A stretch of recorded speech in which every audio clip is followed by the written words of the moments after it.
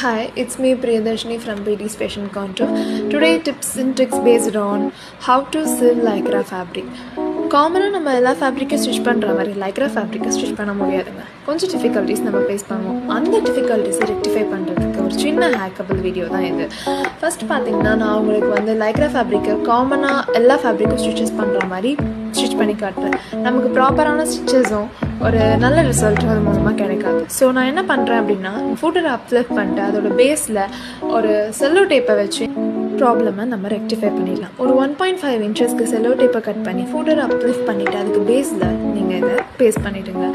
ஏன் இந்த ப்ராப்ளம் நம்ம ஃபேஸ் பண்ணுறோம் அப்படின்னு பார்த்தீங்கன்னா லைக்ரா ஃபேப்ரிக் ஒரு smooth shiny and elastic texture இருக்குது. இந்த டெக்ஸ்சர் இருக்கிறதுனால நம்ம ஸ்டிச் பண்ணும்போது ஒரு ப்ராப்பர் கிரிஃப்னஸ் கிடைக்காம நமக்கு ஸ்டிச்சஸ் எல்லாமே ரொம்ப இம்பர்ஃபெக்ஷன்ஸாக வருது.